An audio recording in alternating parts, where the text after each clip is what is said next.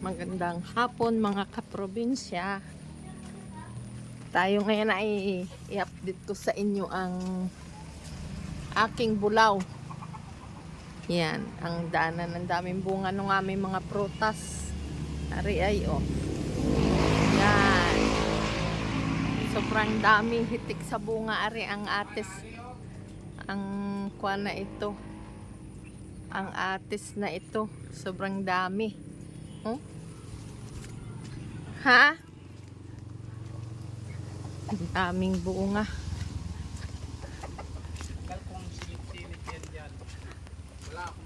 Pati yung aming avocado, ang daming bunga niyan. Oh. Ganda ng pagkaka-akin. Ayan oh. Hitik din yan sa bunga ang avocado namin. Yan.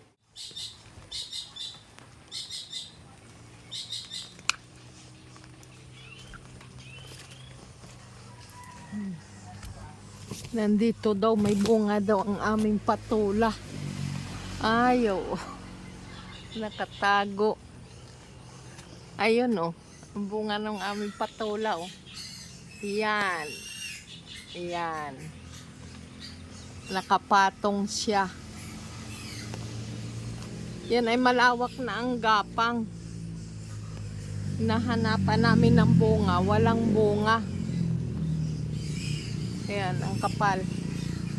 Hanggang din na sa amin avocado. Ayan o, maraming bunga o. Yan. Yan. Yan o. Ang daming bunga yan. Update ko sa inyo ang aking bulaw. Sobrang ingay na.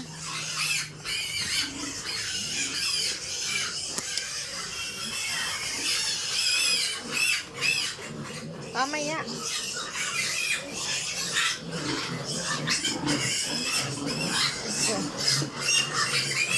Yan ang iingay. Ito ay sa 24 pa mag-isang buwan. Iniwalay ko ito ay 23 days lang ang nung pagwalay ko sa kanila. Ayun, ayun. Nabati. Baka mo ganito.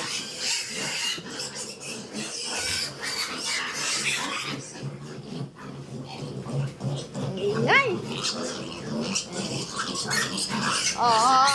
Saan natin bahugan dyan? Oh, yan na. Oh. Yan, nung tatakaw na yun sa pagkain.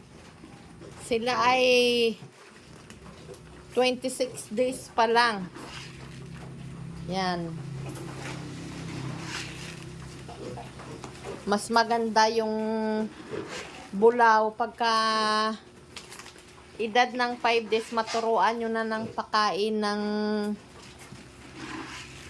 feeds.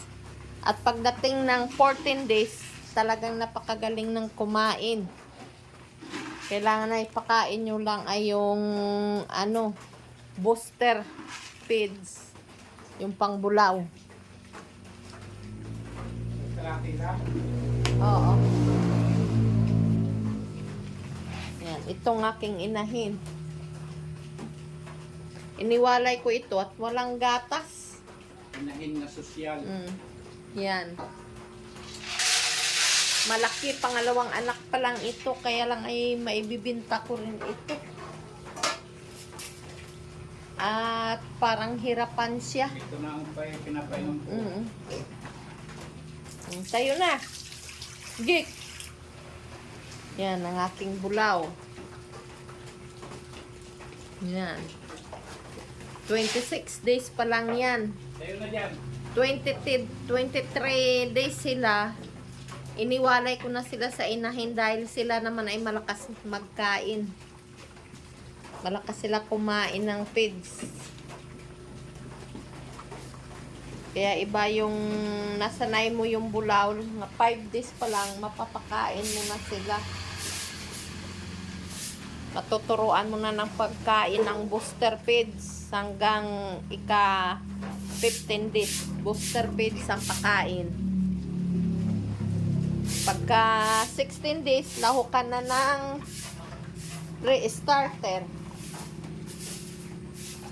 Okay, bigyan ko yung inahin ko. Dagdagan ko arin. Wala, kain. Bibingta ko ito. Oh, napakahaba. Malaki sana ito, kaya lang ay mahuna ang resistensya sa ano, sa init ng panahon. Sayang. Magaganda sanang anak.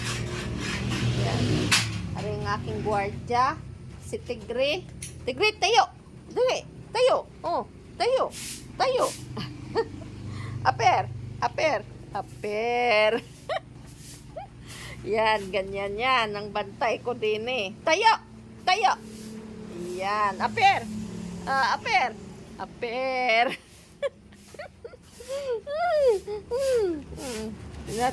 Manood tayo ng yung mga kalaro din eh. O, alisin ko ang dumi.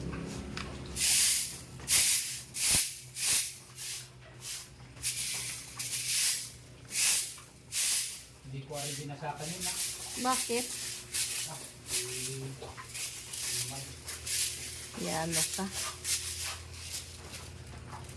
Linis naman na yun. Tinanggal ko lang ipot niya. Yan ang inugasan ko kanina.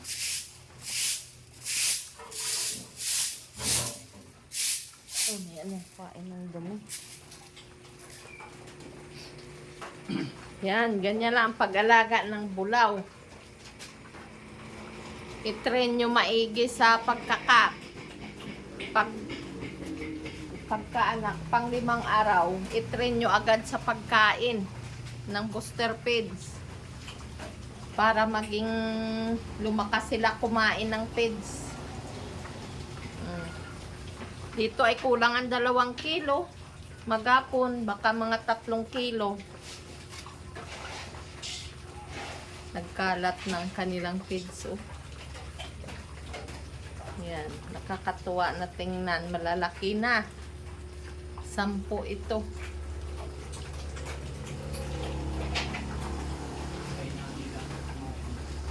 Yan.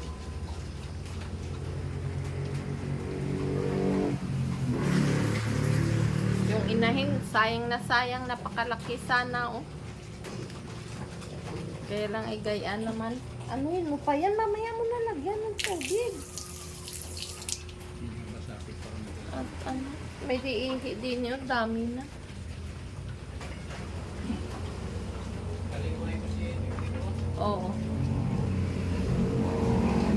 Yan para. Oo. Magugulay. Nakakatuwa na sila tingnan. Malalakas ng kumain.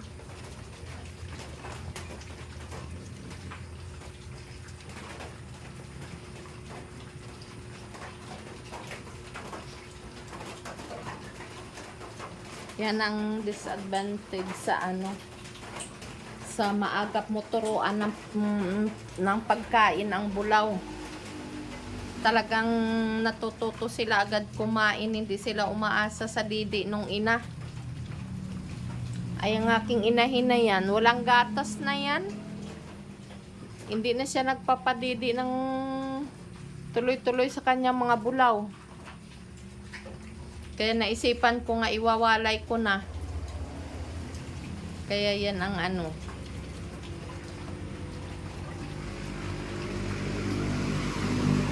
Nung 17 ko ito iniwalay. 17, 23 days sila. 1 linggo pa bago mag 1 buwan ang kumpleto nila nga edad. Sana dapat 30 days sila iwalay sa inahin. Kaya lang naiwalay ko sila ng maagap dahil nga hindi na nagpapadidi ang inahin.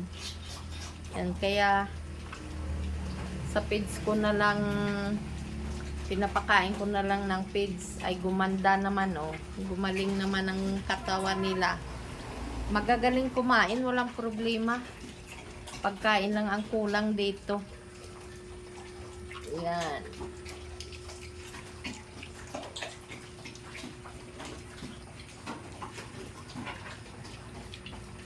Ito ay may buyer na ako dito. Yan, sa eren nyo yan. Kulang pa yung binigay ko na yun. Dito sa amin ay ang panahon ay ano, grabe ang paulan-ulan na. Paulan-ulan na ang panahon dito. O, grabe na ang damo sa aming likod ng aming bahay. Gawa nga ng maulan na. Ito ay may tubig na dyan. Tuloy-tuloy na ang paglago ng damo. Ito naman ang alaga namin na Rhode Island Red. Hindi pa sila malalaki. Yan ay 9 na piraso. Ganitong sitwasyon dito sa amin sa hapon. Yan. Pag tag-ulan, tahimik.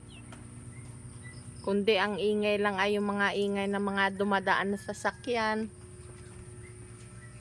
Ito, ang akin dating mga alaga na inahin, dadalawa. Ganitong aking kulungan dito ng baboy. Ano, kulang pa. Ubos mo na. Dali lang. Naglilinis muna tayo ng aking linisin. Yan. Ay!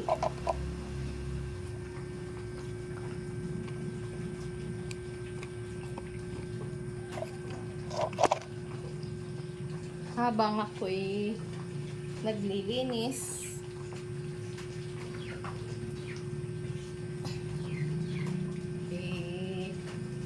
bubos ko lang muna dyan ang bulaw ko. Sa bulaw ko. Pagkakain nila.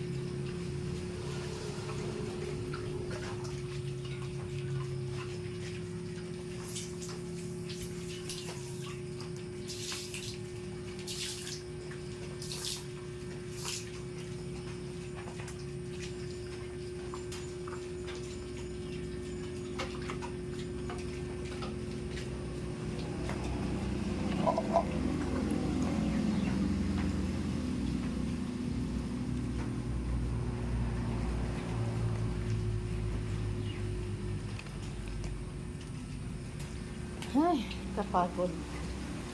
Pusog na yan, mga yan. Mamaya naman. Mga alas 8:30 paminindal sa kanila sa gabi. Para ano, bago sila matulog ay kailangan busog sila. Grabe ang aking kwan. Pawis. Paglilinis ng kwan, ng mga dumi ng aking mga alaga. Kakatuwa naman ay simula pagkaanak, ano pa lang sila, 26 days na ngayon. Hindi na ito bulaw na bulaw.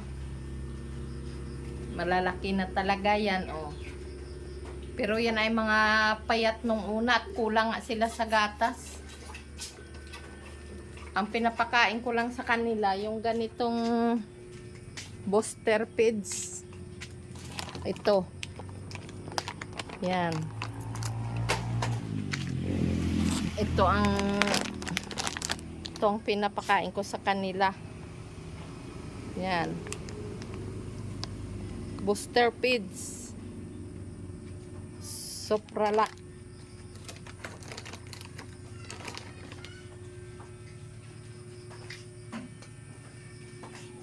Naka 6 na kilo ako noon sa pagpapakain sa kanila bago ko inubos ko yung 5 kilo. Yung 5 balot inubos ko ngayon ang pakain ko sa kanila. Tapos ang isang balot hinalo ko na sa pre-starter at yun na ang pinakain ko sa kanila. Kaya ngayon puro na pre-starter ang pagkain nila ngayon nito. Yan, basta gaya isip nila maghiga na mga busog na yan. Wala na yan problema sa pagkuhan nila. Mga busog na. Yun ang inuman nila nga ginawa ko. Simple lang. 1 galon na at binutasan ko lang sa gitna. At diyan ko nilalagay ang kanilang inuman. Ganun lang kasimple ang kanilang inuman. Wala na said oh. Wala kang makita nga kalat. Talagang said na said nila. Yan ang gagaling na nila kumain. Ang aking inahin. Walang kwan. Ganito palang lahi ng Landrace. Napakahina sa masilan sa panahon ng tag-init. Hindi katulad nung large white crossbred sa Dorok. Napakatibay sa init. Ayan ay mahuna.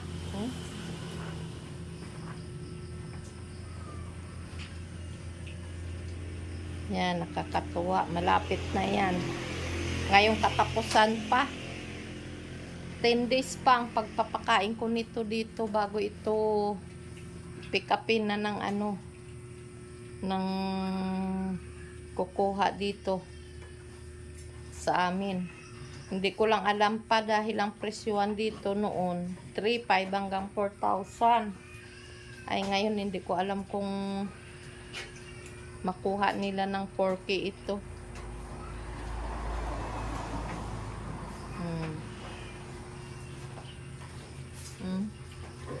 Mahaba.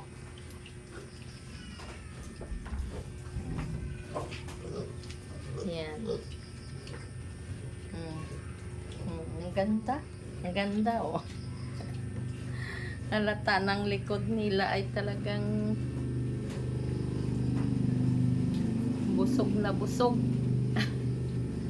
Yan, ang gagaling kumain, pera bati lang. Mga kaprobinsya, hanggang dito na lang ang aking video. Please, subscribe, like, at comment, at paki-on ang notification bell para lagi kayo update sa aming mga bagong upload sa aming YouTube channel. Bye-bye, and God bless sa inyong lahat. Sa lahat-lahat nga nagsusuporta sa aking YouTube channel. God bless at hiling ko sa Panginoon ay gabayan kayo sa araw-araw ninyong pamumuhay at ipagkaloob sa inyo ang blessing sa araw-araw. Bye-bye and God bless.